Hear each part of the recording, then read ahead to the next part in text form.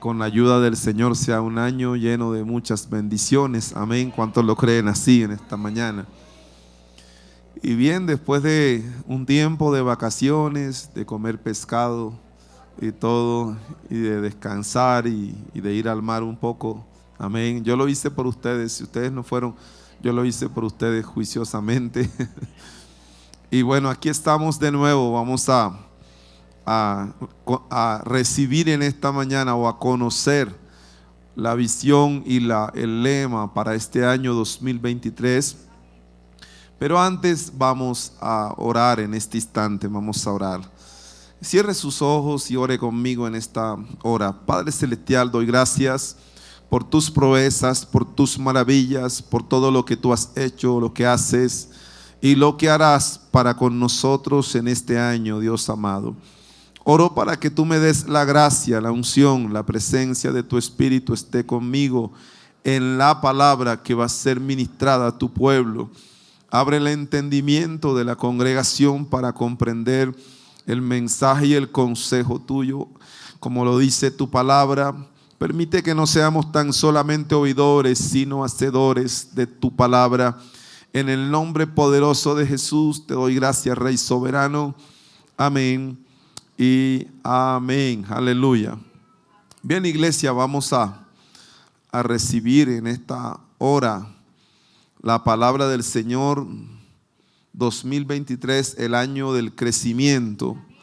Vamos a Hechos capítulo 6, verso 7. 2023, el año del crecimiento. Es bueno que la iglesia conozca el lema para que sepa para dónde vamos. Amén. ¿Cuántos lo creen así? Y cuando hablo de crecimiento, exactamente me estoy refiriendo al número de personas. ¿Ok? Hay una manera de crecer espiritualmente, crecimiento integral espiritualmente hablando, y también hablar acerca del número de personas. Y en este caso me quiero referir al número de personas. Y en la mañana de hoy, a pesar de ser una mañana que empezaba fría, y no sé cuántos se dieron cuenta anoche cómo llovió y todo, a las 7 de la mañana en el primer servicio había un grupo importante a las 7 de la mañana. Así que empezamos viendo ese crecimiento de Dios para la iglesia Fuente de Vida Eterna. Amén. ¿Cuántos lo creen así? Yo creo que Dios empezó inquietando a las personas a la búsqueda de Dios, a la entrega con el Señor. Y bueno, vamos a ir a Hechos 6, verso 7, dice: y crecía la palabra del Señor, y el número de los discípulos se multiplicaba grandemente en Jerusalén. También muchos de los sacerdotes obedecían a la fe. Crecía la palabra del Señor y el número de los discípulos se multiplicaba. El número de los discípulos en el año 2023 para este ministerio se va a multiplicar. ¿Cuántos lo creen así? ¿Cuántos lo reciben en esta hora? Ese es el objetivo de Dios, que haya crecimiento en la iglesia. Y quiero mencionar algunas cosas. Casi siempre que usted vea en la palabra de Dios un verso que le impacte, yo le recomiendo que siempre mire los versos anteriores, porque no es bueno tomar un texto fuera de contexto. Es importante tomar un texto y al leerlo ir también a los versos anteriores para comprender el mensaje final. Y vemos aquí dentro de ese verso que fue como un mensaje final, pero hay que mirar antes de qué sucedió con la iglesia del Señor. Usted sabe que la iglesia del Señor da inicio allí con Jesús, Él llamando a las personas al arrepentimiento, iba sanando y predicando también el evangelio de salvación, y a Jesús muchas personas empezaron a seguirle. A Jesús muchas personas, donde Él iba, las personas iban. Parece ser que entonces cuando Jesús va a la cruz y muere, parece ser para algunos, como dijo Pedro también en algún momento: bueno, esto ya se acabó, vámonos a pescar otra vez. Mucha gente pensaba que ahí era el final de la iglesia, y al contrario, ahí era el comienzo de la iglesia en forma. Porque Jesús estaba siendo manifestado, porque Jesús fue 100% Dios y 100% hombre, pero Él fue manifestado al mundo como la salvación de las personas allí a través de ese sacrificio que Él estuvo en la cruz, y todo fue manifestado a las personas, y un gran número de personas le seguía. Pero cuando Jesús fue tomado y llevado a la cruz, un gran número de personas dejó de seguir a Jesús. Aún sus discípulos se esparcieron, y todo por la persecución que hubo en el momento. Pero muere Jesús, resucita Jesús, se revela a sus discípulos, y ahí da inicio a la iglesia del Señor. Todo muy hermoso, todo muy lindo. Allí reciben cada uno el bautismo del Espíritu Santo, hablan nuevas lenguas, y en Pentecostés da un inicio a lo que es el tema de la iglesia. Pero sucedió algo. Entre más perseguían a la iglesia, porque entró la persecución de los imperios de la época. Generalmente a esos imperios en esa época no les interesaba tanto qué confesión religiosa tenía la gente. Ellos lo que sí más le preocupara, lo que más le preocupaba en esa época era que en la medida que grupos crecieran, ellos los veían como una amenaza para el imperio. Y por eso lo que no entendía lo perseguían. Y vino toda clase de ataque a la iglesia, porque quizás al comienzo se pensó que era un movimiento político, y no era un movimiento político sino espiritual. Por eso Jesús vino con un propósito, a establecer su reino, y no fue un reino político sino espiritual. Amén. La iglesia de entrada sufre persecución. La iglesia primitiva es atacada, es perseguida, los creyentes fueron llevados a muerte. Si usted lee el verso 8 de lo que yo estaba leyendo, cuando el Señor estaba prometiendo crecimiento, vino la muerte de Esteban, perseguido, como víctima de la persecución hacia los cristianos de la época. Pero a la iglesia le pasa algo, entienda esto: entre más es perseguida, más crece. Analice eso. En todos los tiempos, en todas las épocas, la iglesia del Señor, cada vez que es perseguida, crece. Tremendo eso. Cuando la iglesia está tranquila, cuando la iglesia está cómoda, cuando la iglesia está en medio de la abundancia, la iglesia a veces se vuelve perezosa y pesada para crecer.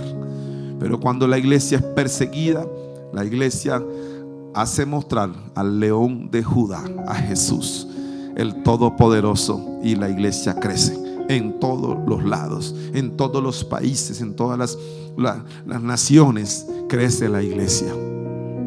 Amén. Entonces quisiera revisar un poco, antes de ir a ese crecimiento que se vislumbra para 2023 en la iglesia local, ese crecimiento de personas, de más almas en la iglesia, de más membresías en la iglesia.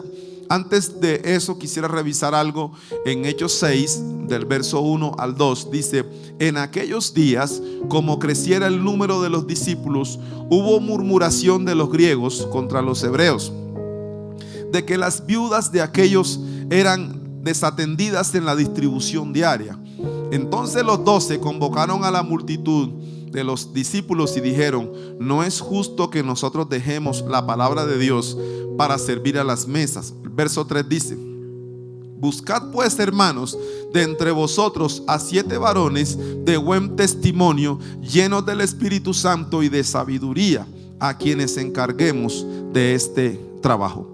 La iglesia del Señor empezó a crecer con todo el mover del Espíritu Santo en los discípulos. Empezó a crecer fuertemente la iglesia del Señor, y los discípulos estaban encargando de cosas que no deberían de encargarse, de servir a las mesas y todo eso, cuando ellos deberían estar ocupados, o debieron estar ocupados en la palabra y en la oración. Ellos revisan el tema y entonces dicen: ¿qué hacemos? Dice, vamos a buscar personas que sirvan. Ahí está el primer punto, iglesia. Si usted cree que 2023 va a ser un año de crecimiento, necesitamos personas que sirvan en el ministerio. La mies es mucha y los obreros son pocos. Mucha gente dice, amén, lo apoyamos, pastor, desde aquí, gloria a Dios, así va a ser, pero yo no hago nada. Pero hay mucha gente que dice, sí, yo creo que así va a ser, y yo pongo también mi parte para ese crecimiento. Amén. Y se hace un llamado para servir a las mesas inusual, para mí inusual. ¿Por qué inusual, iglesia? Porque si usted tiene que escoger personas para servir a las mesas, lo más seguro, ¿qué haría usted? ¿Qué requisito le pediría a una persona para servir a las mesas? Sencillo, pastor, que quiera servir a las mesas. ¿Para qué le va uno a poner tantos requisitos a una persona que quiera servir a las mesas? Lo más seguro, si usted o yo quisiéramos escoger personas, simplemente escogeríamos a alguien que tenga las ganas de servir a las mesas. Pero en la palabra encontramos que todo aquel que quiere servir tiene que tener algunos requisitos para servir. Número 1 dice, buscad pues de entre vosotros a 7 varones de buen testimonio. Tu vida tiene que hablar acerca del Dios que profesas. Nosotros somos luz en medio de las tinieblas. Tenemos que ser cristianos de adentro y de afuera también. Lo que somos aquí y lo que somos en la casa, o lo que somos en la casa y lo que somos aquí. Personas que sean de buen testimonio. Estamos necesitando gente en el servicio para este año de buen testimonio. Gente que sea buena paga. Amén. No he dicho que no tenga deuda, porque casi todos tenemos alguna que otra deuda, amén. Sino gente que sea buena paga, cumplido con sus deberes, con su arriendo, con sus cosas que tiene allí pendiente, con sus créditos. Gente buena paga, de buen testimonio. Amén. Porque nosotros podemos estar queriendo predicarle a otros para que sean salvos, y el mejor mensaje que podemos darle a las personas que no conocen de Dios es nuestra vida misma, en el entorno donde nos desenvolvemos, iglesia. En tu trabajo la gente va a decir, tú eres diferente. Todo el mundo llega tarde y tú eres de los primeros que llegas a tu trabajo. Tú tienes algo diferente. Todo el mundo es, qué sé yo, infiel y todo, y tú eres fiel a tu novia, a tu esposa, no sé, la relación que mantengas. Y la gente va a ver eso, y la gente va a querer venir a tu iglesia donde tú te congregas. Y la gente va a decir, yo quisiera ser como tú, o yo quisiera tener lo que tú tienes, por causa del testimonio. Hoy por hoy no se le presta mucha atención al testimonio, y cada uno dice, allá cada uno con Dios, y no me critique la vida, y etcétera. No, nosotros como hijos de Dios tenemos un deber, y tiene que ver con el testimonio. Amén. ¿Cuántos bendicen el nombre de Jesús y le alaban por un momento? Si ese aplauso es para el Señor, dáselo fuerte.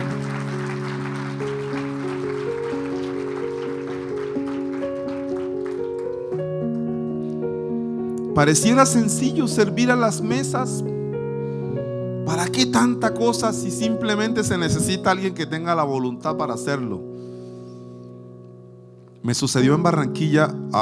Estábamos en un centro comercial y yo había consumido en un café como algo de un dedito de queso, algo así, y un tinto, algo así. Y en el momento que me levanté, una familia se sentó en la mesa donde yo estaba. Pero ya yo había terminado, y de hecho estaba pagando. Y yo dije, no me parece justo que los que vinieron y se sentaron encontraron la mesa pues desordenada, sucia, con todos los desechos que uno deja. Y yo les dije, con permiso, y con permiso fui limpiando, y ellos se quedaron aterrados. El señor no es mesero, no tiene pinta de mesero. Y le limpié la mesa y me retiré, y hicieron una cara de asombro. Y yo digo, generalmente nuestra cultura a veces no lo permite, Pero yo creo que si en cosas como esas tan mínimas nosotros empezamos a dar ejemplo, las personas van a interesarse quiénes somos nosotros. Realmente, ¿de dónde salieron estos cristianos? ¿Son cumplidos? ¿Son buena paga? ¿Tienen buena manera para hablar? ¿Hablan diferente? ¿No son groseros? ¿No tienen palabras de groserías en su boca? El testimonio es clave para predicar a Cristo. Un mensaje puede ser muy lindo, pero si tu vida no habla, borra todo lo que estás diciendo. Entonces es clave, iglesia, que para nosotros ver un crecimiento necesitamos personas dispuestas para servir con un testimonio. Buen vecino, buen esposo, buen hijo, buen padre. Eso es parte del testimonio. Buena oveja en la iglesia como oveja. ¿Cuántos bendicen el nombre de Jesús? Alábalo en esta hora. Y luego dice: para servir a las mesas es necesario que sean llenos del Espíritu Santo. Me parece más profundo todavía esto. Llenos del Espíritu Santo para servir una mesa. Si para servir una mesa solo se necesita un trapo y buena voluntad, pero aquí dice que debe ser lleno del Espíritu Santo. Le hablo a todo el equipo de servidores de la iglesia y a todos los que están interesados, iniciando mes, iniciando año, en servir en la iglesia. Llénate del Espíritu Santo. La gente, escucha esto, la gente está buscando un lugar, una iglesia, un sitio donde se sienta a Dios. No es suficiente que haya mucha gente en una congregación, que crezcamos en número, que seamos miles, que los pastores nos demos golpe de pecho diciendo: en mi iglesia tengo miles de almas y eso y lo otro. No es suficiente eso, o es más, no es necesario eso. Es importante que cuando alguien venga a congregarse, sienta a Dios en este lugar. Si usted va a un restaurante y la comida puede ser aparentemente bonita, servida al plato, pero cuando usted prueba no le sabe a nada. Cuando usted prueba se engaña, usted sale decepcionado y siente que lo que pagó realmente fue que lo robaron o algo así. Las iglesias, todas las congregaciones, pero hablemos de de nuestra congregación, siempre debe llevar en cuenta, y lo hemos insistido, que se sienta y que se mueva el Espíritu Santo. Que no sea una canción más la que se canta, que no sea una prédica más, una vana palabrería, como dice la palabra, sino que sea una palabra que llegue al corazón, que la oración se sienta el poder y la presencia de Dios en lo que se hace. Y yo le digo algo, ¿sabe quién está detrás de todo eso? El Espíritu Santo. No es viable crecer de cualquier manera sin el Espíritu Santo. No es viable una congregación que cumpla con todas las expectativas y las metas sin el Espíritu Santo. Una iglesia que está llena del Espíritu Santo, sus servidores llenos del Espíritu Santo, cuando ellos le hablen a ustedes, ustedes dicen: wow, esa persona tiene algo de Dios. Yo siento que esa persona me habló diferente. No me trató como cualquier otra persona, porque tú tienes de Dios. Servidores y toda la iglesia en general que le quiera servir a Dios, llenos del Espíritu Santo. Tengo una responsabilidad delante de Dios con la iglesia, y es que la iglesia sea llena de la palabra y de la presencia del Espíritu Santo de Dios. ¿Cuántos lo sintieron en el momento que estaban adorando?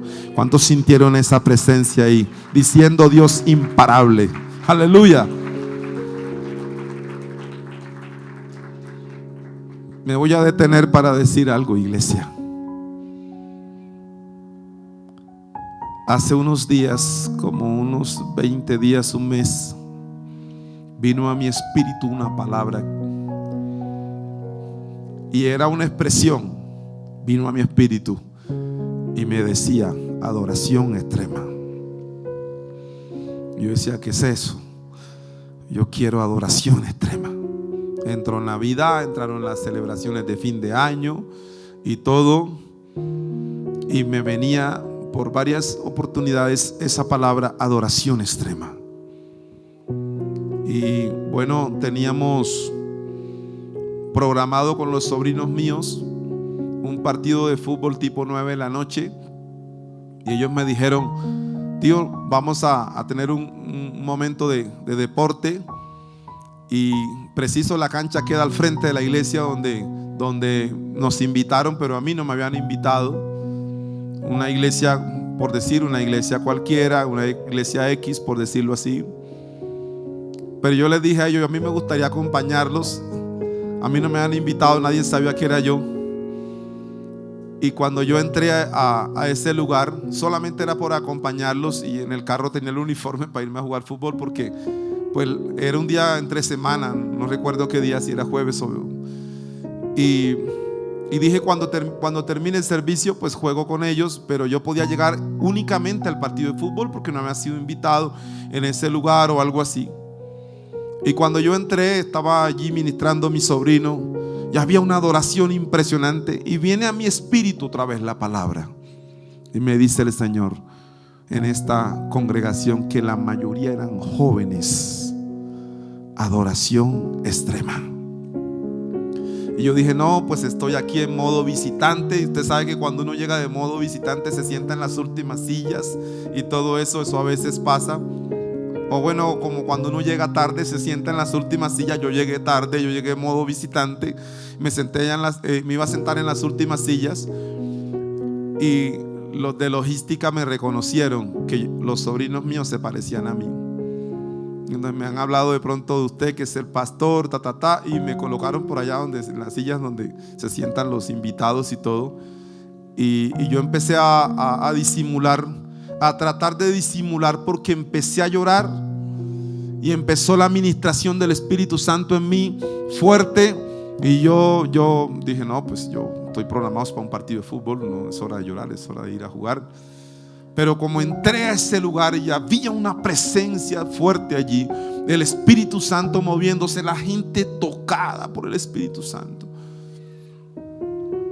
y me dice el Espíritu Santo: de eso es que te he estado hablando, adoración extrema. Creo que en la iglesia se van a celebrar servicios de solo adoración. Esté preparado para cuando sean convocados un viernes de solo adoración, donde haya tiempo, donde no haya limitación de tiempo, porque Dios está pidiendo eso. Somos una iglesia que pide, que demanda, que quiere de Dios, pero no damos nada, o damos muy poco. Entonces queremos crecer, vamos a crecer. Este es el año de crecimiento. Se necesita el Espíritu Santo en su furor. Lo que levantó la iglesia, lo que estremeció la iglesia primitiva, fue el mover del Espíritu Santo. Y ahí está la prueba, que Pedro no hacía mayor cosa ministerialmente hablando, y cuando fue lleno del Espíritu Santo en Hechos capítulo 2, vemos que por su primer prédica 3,000 personas reciben a Jesús en su corazón. Una iglesia sin el Espíritu Santo es una iglesia cualquiera, una iglesia dentro de lo normal, una iglesia escondida en el anonimato. Pero una iglesia llena del Espíritu Santo marcará la diferencia. Yo decía: ¿cómo pueden haber en un pueblo tantos jóvenes? ¿Cómo puede haber en un pueblo? En los pueblos a veces no hay muchos jóvenes congregándose. Bueno, en vez de estar tomando, en vez de estar, qué sé yo, metido en bandas o algo así, mucha juventud había en esa reunión. Entonces, con el Espíritu Santo las cosas van a ser diferentes. Hay que promover el mover del Espíritu Santo en la iglesia, para que le dé toda esa fuerza, la unción, el fluir, el poder. Como dijo el apóstol Pablo, que no fue con vanas palabrerías, sino con demostración del poder del Espíritu Santo. ¿Cuántos bendicen su nombre en esta hora y le alaban allí?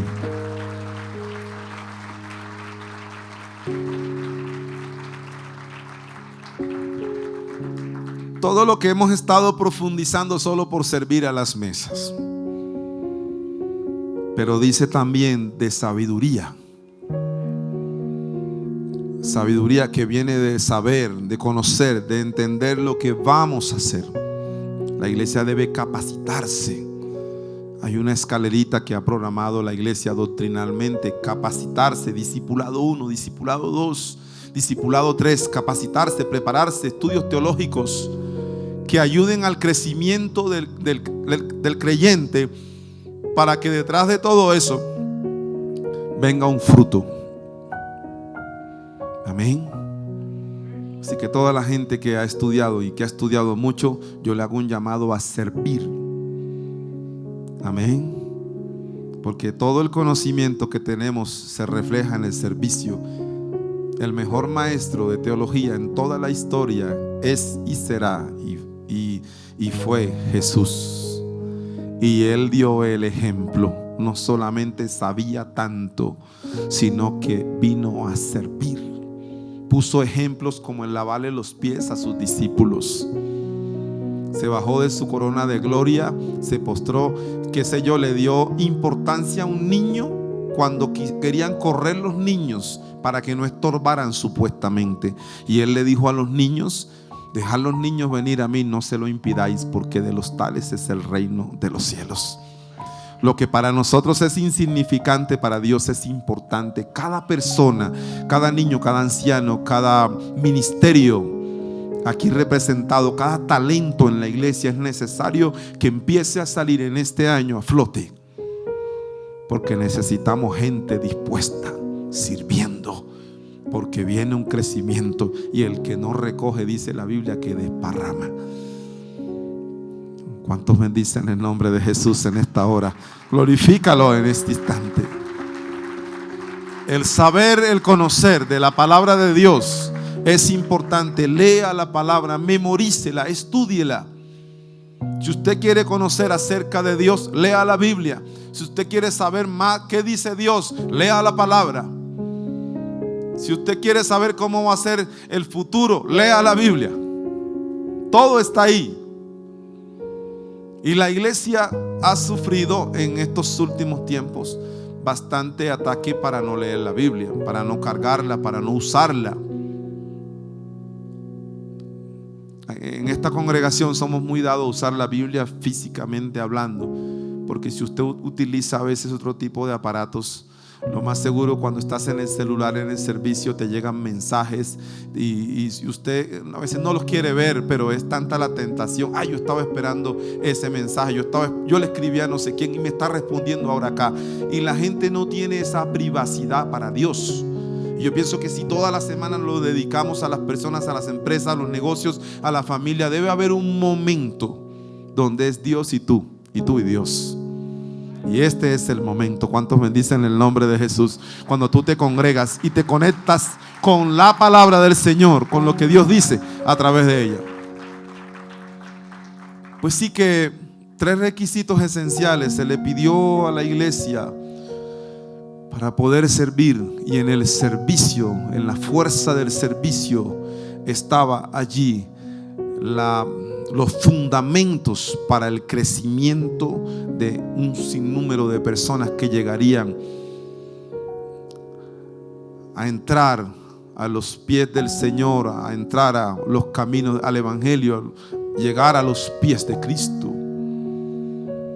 El servicio, ama el servicio. No se quede en la parte de, ese hermano cómo es de servicial. No, tú como consecuencia de haber conocido a Dios, tú debes ser una persona servicial. No sé de qué cultura vienes, porque hay culturas que no son muy dadas a eso, pero no importa. Todo aquel que conoce a Dios tiene que hacer lo que Jesús dijo. Yo no vine a ser servido, dijo Jesús. Yo vine a servir y a dar mi vida en rescate por muchos. Esas fueron sus palabras. Y si el maestro de maestros nos dio ese ejemplo, iglesia, empiécese a conectarse con eso. Y todos los que ya sirven, saque lo mejor de usted para servir en este año. Tenemos servidores en la iglesia y líderes que a veces son de nombre. Hoy sí, mañana sí, no puedo. Más en lo que no pueden que lo que pueden. Uno a veces como pastor dice, bueno, ¿y cuándo cuento con usted? Usted aparece en una lista y más en las veces que no puede que cuando puede. Y Dios está esperando que nosotros demos calidad de servicio. Amén. Usted va a ver la diferencia en su vida cuando usted sea calificado y clasificado en su servicio. Su servicio habla de qué tanto crecimiento estamos dando. ¿Cuántos bendicen el nombre de Jesús? Alábalo en esta hora. Y el verso 4 dice: y nosotros, está hablando de los apóstoles, y nosotros persistiremos. A mí me gusta mucho esa palabra. Persistiremos en la oración y en el ministerio de la palabra. La palabra dice que Uzías, en los días que persistió en buscar a Dios, fue prosperado. ¿Por qué me gusta esa palabra? Porque el mandar a la congregación a orar, uno a veces lo hace por un momento. La oración a veces nos llega a nosotros por ciertas circunstancias. Está usted apretado hasta el cuello con deudas y usted va y ora. Tiene usted una prueba de enfermedad y en medio del dolor usted ora. Necesita usted algo de Dios y usted va y ora. Pero a veces la oración, uno no está en condiciones emotivas para orar. Uno no se encuentra a veces con todo el deseo para orar. De hecho, por eso era que Jesús lo decía, que el espíritu está dispuesto, pero la carne es débil. Yo le digo qué cosas bonitas tienen las vacaciones y qué cosas feas. Las bonitas, que usted descansa, usted come buena comida, y más si es de su región. Allá en mi pueblo parecía que había una dieta del pescado. Desayunábamos con pescado, almorzábamos con pescado, cenábamos con pescado. Yo le decía a mi familia: esta es la dieta del pescado. Eso es mucho fósforo ahí comiendo cada momento, porque en el año aquí casi no comemos pescado. Y ese fósforo es para que usted se prenda, hermano, durante todo el año. Amén. Eso es muy rico, eso es muy bueno. Levantarse tarde, olvidarse un poquito de todos los compromisos, todo eso está muy bien. Pero hay algo muy malo en eso, que a veces se enfría uno espiritualmente, porque todo se lo ha dedicado a las vacaciones. Y ni Dios está de vacaciones, ni el diablo duerme. Por eso, si usted ya fue y descansó, ahora tiene que hacer algo. Persista en la oración. Amén. Me invitaron a un lugar en Cartagena a predicar y habíamos tenido unos días ocupados en un montón de cosas. No les voy a especificar, pero un montón de cosas dedicados. Y me arrodillé y le dije al Señor: Señor, me invitaron a predicar. Yo sé que tengo 21 años de experiencia de estar predicando, pero no quiero ir a decirle a esa congregación: Dios me dijo cuando tú no has dicho nada. Señor, yo no quiero ir a esa congregación a demostrar de pronto lo bien que sepa predicar, supuestamente, si no le dije a Dios: dame algo para darle a esa congregación. Y eso es la oración. Tienes que persistir en buscar a Dios para que Dios te dé las herramientas, la salida, la respuesta, la victoria en la oración. ¿Cuántos bendicen el nombre de Jesús? La iglesia tiene que retomar eso. La iglesia del Señor, alaba a Dios si quieres hacerlo y hazlo con fuerza. La iglesia tiene que retomar la oración. Se ha confirmado que como nunca antes, por las mismas entretenciones que el hombre en el siglo XXI tiene, ha estado tan distraído, y uno de los perjudicados ha sido la oración. Por eso hay mucha iglesia hueca, vacía, necesitada todo el tiempo. Pero si la iglesia le da la fuerza a la oración, estoy hablando de cada uno de nosotros, de esa oración de comunión con el Padre. De Mateo 6:6, cuando dice: mas tú cuando ores, entra en tu aposento y cerrada la puerta, ora a tu Padre que está en secreto, y tu Padre que ve en el secreto te recompensará en público. Una vida espiritual abundante tiene mucho que ver con la vida de oración. No le digas a Dios: Señor, es que casi no me queda tiempo.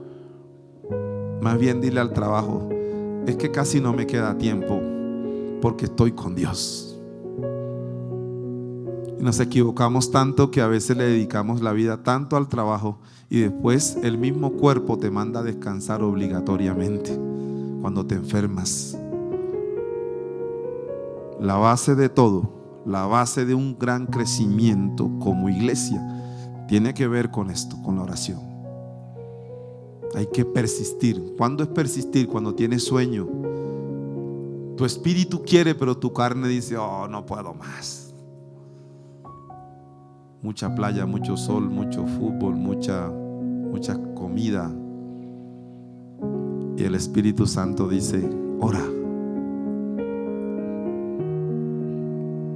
Aprende a escuchar la voz de Dios cuando Él quiere que tú ores. Y uno a veces le pregunta a Dios: Señor, ¿y aquí? Sí, ahí ora. Señor, ¿y ahora? Sí, ahora es que quiero que ores. Esta semana de regreso tuvimos muchos tropiezos para volver. La ruta del sol ya no se llama la ruta del sol, sino la ruta de los huecos. Carros con llantas estalladas, terrible, nos cogió la tarde. No encontrábamos hospedaje en todo lugar, nos decían que no, que ya estaba lleno, que no había. Nos dio la 1 de la mañana. Ya uno ya empieza a pensar: me tocó dormir en el carro o seguir derecho para Bogotá. Un momento estábamos tan estresados que le dije a mi esposa: ora tú, porque yo estaba pendiente de no coger esos huecos. Y ella oró. Quiero glorificar a Dios por eso. Ella oró, y después que oró sentimos paz. Y después de que sentimos paz, le dije yo a ella: no creo que aguante más de media hora más, porque vengo desde las 8 de la mañana y es la 1 de la mañana. A la media hora después de haber orado, apareció el hotel y dijo: solo tengo 2 habitaciones. Éramos para el grupo que veníamos. Cuando uno ora, las cosas cambian. Uno a veces se desespera, uno a veces la fe le mengua, uno a veces dice: ¿y ahora cómo lo vamos a hacer? Todo está muy caro, está difícil, me cancelaron el contrato, no tengo trabajo, ¿qué va a hacer este año? Hermano, ore. ¿Tienes hambre? Ora. ¿Tienes bendición? Ora. ¿Tienes escasez? Ora. ¿Tienes problemas? Ora. ¿Tienes un viaje? Ora. Todo ponlo en las manos de Dios. La iglesia tiene que crecer en la oración. Sin eso no hay nada, iglesia. Y también, para finalizar, me llama la atención, como dice el apóstol, como dice ahí el escritor, no sé si fue el apóstol Pablo, que dice: y nosotros, no fue el apóstol Pablo, que aún no había llegado a los pies del Señor, pero dicen los discípulos: y nosotros persistiremos en la oración y en el ministerio de la palabra. ¿Por qué la palabra es bien importante? La iglesia tiene que crecer de una manera balanceada. No solamente es la unción, caerse, estremecerse, hablar en lengua. Todo eso está bien porque usted está avivado. Con una persona avivada uno puede proyectar un ministerio. Pero el verso 7 dice: y crecía la palabra del Señor. No dice que crecía la iglesia, dice que crecía la palabra del Señor, y el número de los discípulos se multiplicaba. ¿Cuándo nos vamos a multiplicar? Cuando crezca la palabra del Señor. Todos aquellos que prediquen este año en estos púlpitos tienen que ser personas llenas de la palabra del Señor. La iglesia necesita palabra para crecer. Son las bases para un gran crecimiento. Congregaciones a veces crecen, así como crecen se caen. ¿Por qué? Porque no tienen un sustento en la palabra. ¿Qué dice Dios? Andan buscando el profeta. Las profecías son bendición. Creemos también en el ministerio profético, pero la palabra profética más segura es su palabra. Crecían en la palabra. Crezca en la palabra.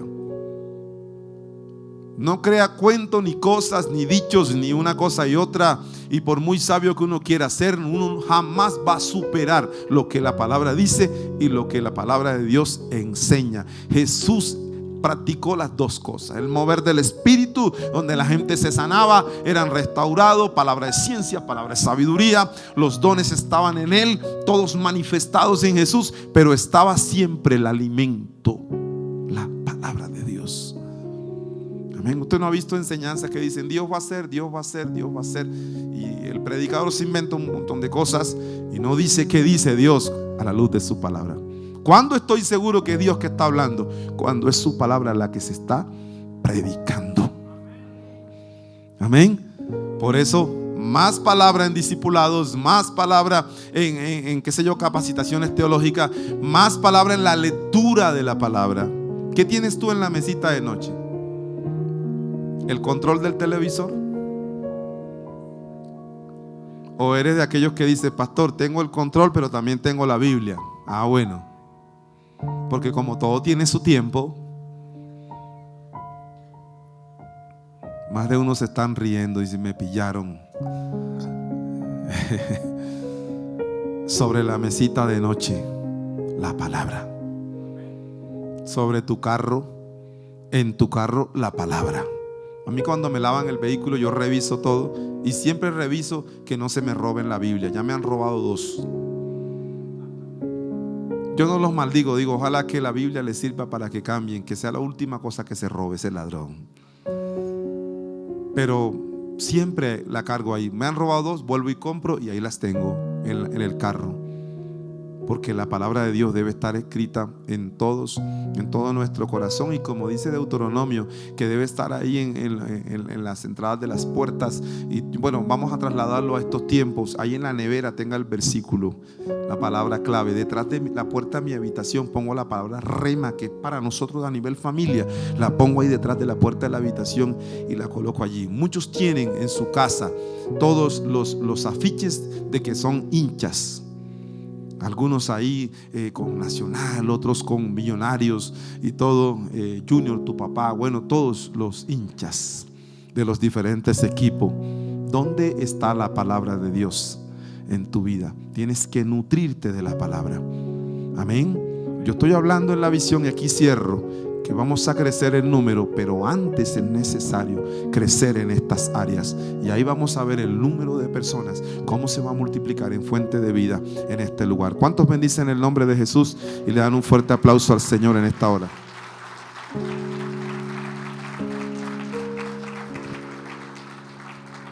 Leo un último versículo, ya lo mencioné, en Lucas 10:2. Aquí finalizamos Lucas 10, verso 2. Y dice la palabra en Lucas 10:2, y les decía: la mies a la verdad es mucha, mas los obreros pocos. Por tanto, rogar al Señor de la mies que envíe obreros a su mies. La mies es mucha, las almas son muchas. Pueden abrir 20 iglesias parecidas a esta y aún así hay mucha necesidad de que Jesús sea predicado y que mucha gente siga a Dios. La mies es mucha. El problema no son las almas, el problema es los obreros. Yo no he encontrado un versículo en la Biblia que dice: oren para que las almas se salven, porque Jesús ya lo hizo en la cruz del Calvario. Él ya pagó el precio por nosotros. No encuentro un solo versículo donde uno deberíamos estar orando para que las almas sean salvas. Sí se puede orar para que se quite de ellos la venda que no los deja ver la verdad y la luz del evangelio. Es diferente. Pero sí dice en la Biblia que oremos, que roguemos por obreros, por personas que tienen talentos, dones, ministerios para servir a Dios. Y de esa manera podamos recoger la cosecha de almas. Espero que este mensaje haya quedado grabado en tu corazón. Y si viniste a esta reunión es porque el mensaje es para ti. Amén. ¿Cuántos bendicen el nombre de Jesús? Gloria a Dios. Ponte de pie y vamos a orar juntos en lo que Dios tiene para nosotros en este 2023. Oremos. Padre Celestial, te doy gracias por tu palabra que fue predicada en este momento. Aún desconozco cómo sería un 2023 porque tú eres el que conoces el futuro. Pero sí sé que lo que tú me das lo transmito a la congregación, Señor, en este lugar. Oro en el nombre poderoso de Jesús en este día. Dios amado, para que como una semilla en buena tierra se ha colocado el mensaje que ha sido predicado en el corazón de muchas personas, como semilla en buena tierra. Porque la semilla cayó entre espinos, cayó entre pedregales, cayó en medio del camino y la semilla se perdió en medio de esos casos. Pero cuando cayó en buena tierra, produjo al 100, al 60 y al 30% y dio mucho fruto. Oro que esta palabra haya caído en buena tierra en este año, donde tú levantarás el ministerio Fuente de Vida para tu gloria y tu honra, y muchas almas vengan a tus pies, y este sea un lugar donde recibiremos muchas personas que sean salvas a través del mensaje de tu palabra. En el nombre poderoso de Jesús yo lo creo. Y dile a Dios: Señor, en esta hora yo soy uno de esos obreros que tú estás buscando. Yo soy una de esas personas que tú necesitas en tu reino. Dile: Señor, aquí estoy, me dispongo delante de tu presencia, bendito Jesús. Y sé tú dándome en esta hora la unción, la presencia, la palabra en mí para servir, Dios amado, en el nombre poderoso de Jesús. Gracias, Señor, porque como instrumentos seremos usados para esa gran cosecha de almas que vienen a tus pies. En el nombre poderoso de Jesús. Gracias, mi Rey amado. Amén y amén. Acércate a alguna persona y dile: 2023, el año de crecimiento. Gloria al nombre de Jesús. En esta hora lo recibimos con beneplácito, iglesia. Gloria al nombre de Jesús. Dale una ofrenda de aplauso a Él en esta hora. Gloria al Señor.